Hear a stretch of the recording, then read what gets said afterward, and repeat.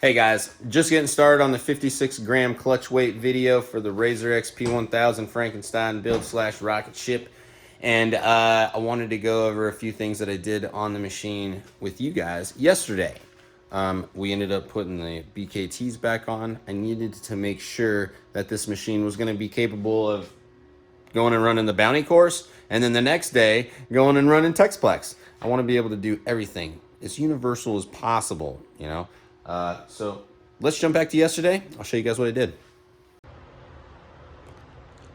Man, oh man, she got a whole new look now, doesn't she? Isn't it crazy what you can do with a little bit of back to black? This stuff is mainly used for tires, and if you use it properly, you can do this and it won't cling a bunch of dust to it. So the way I do it is, this is it. Or no, I'm sorry, I said back to black. It's not back to black. This is Meguiar's Hot Shine tire coating, and notice I didn't use any on the tires. Basically what I do is, this just comes out in like a spray. You can spray it all over everything. I normally do it after a wash, and the trick is to keep your kids from interrupting your videos. 1 second. Back to what I was saying. My kids always do that. They always come in and knock on the door. So anyways, basically the way you use this stuff is you come in, you spray it on, and I normally don't use it too much on the colored stuff.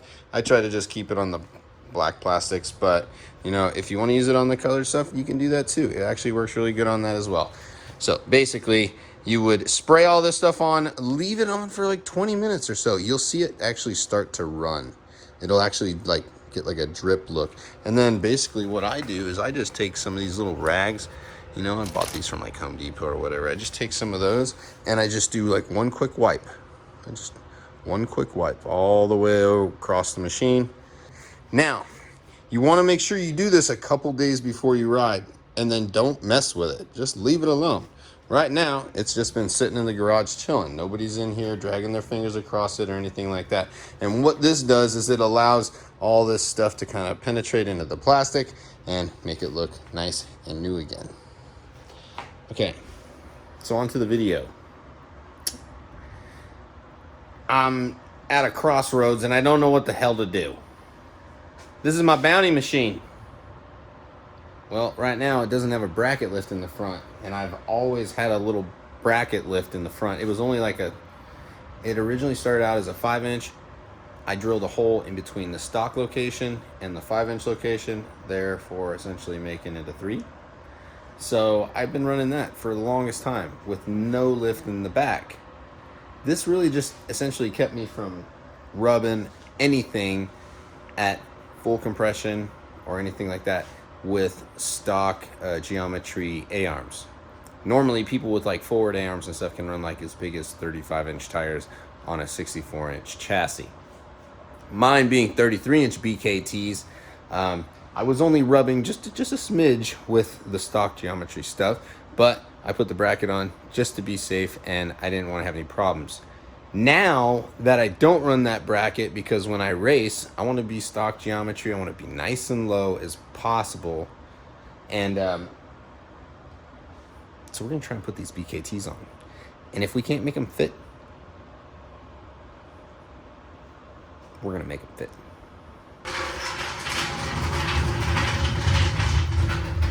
I see you over there sitting in that chair. Sitting in that chair. Watching me, right? Alright, so we're going to do this in flip-flops today. Get this thing lifted up. We'll see if we can get these wheels and tires swapped out.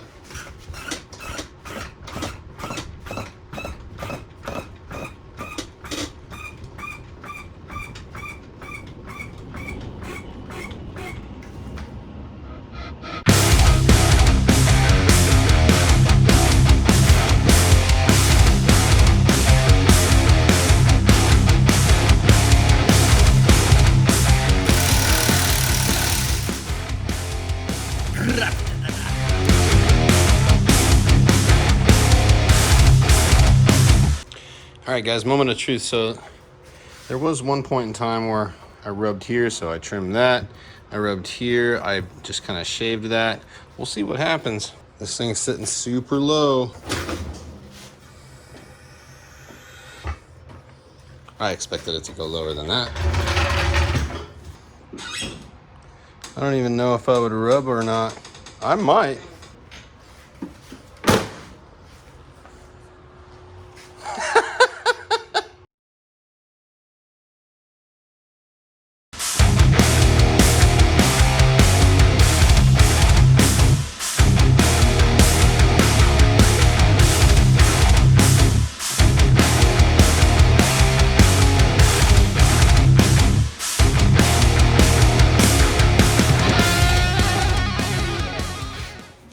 Back this thing out, see what it looks like.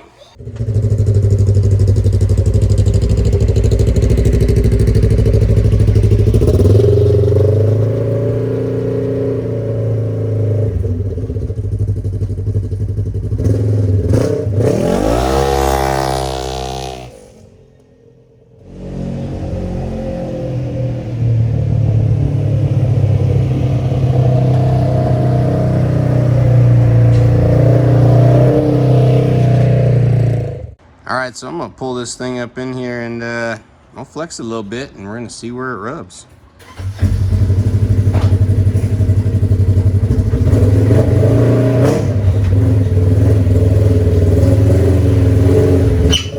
Stop it. Stop it.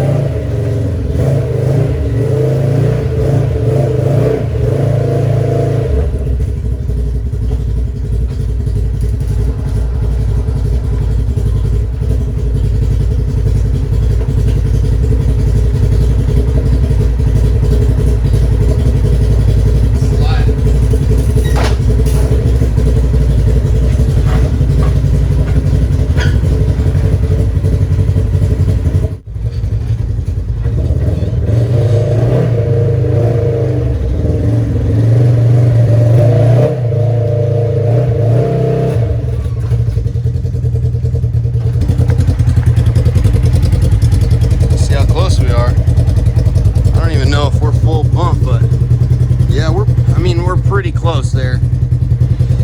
We're on the bumper pad. I think we're gonna hit the frame rail.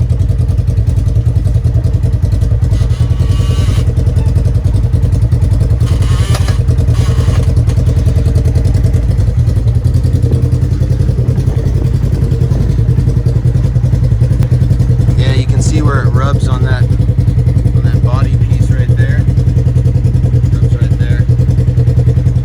I don't know if it's actually hitting the frame rail though. I don't even think with spacers I can make that work.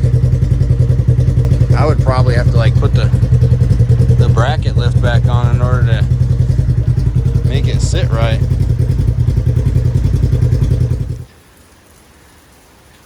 It's been raining like crazy out here.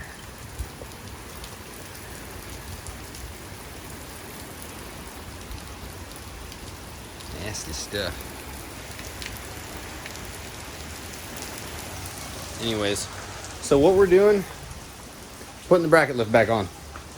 You guys are just gonna have to see how this works out. I'm gonna be the one to run it this way. And the reason why I'm doing it is because I can't deal with the fact that these tires rub that little bit right there. So I'm just gonna keep that bracket on and we'll just learn to use it. We got our limiting straps on there, so we're not going to be overextending our axles or anything like that. It's just going to be a little bit shorter on the suspension side. So we'll see how it responds. It might work out great. It might respond 10 times better than I expect it to. So positive thinking, be optimistic. Let me get this thing back together. All right, so that's it, guys. We're still sitting pretty low. Our axles are still pretty straight, pretty close. I think we'll be okay. So, other than that, thanks for watching. Appreciate you guys. Appreciate all the support. If you haven't clicked the follow button and you're new here, make sure you go click the follow button or the thumbs up button or whatever the heck it may be these days. I appreciate all the supporters. Much love to y'all. Y'all are freaking super dope. Appreciate it. Later.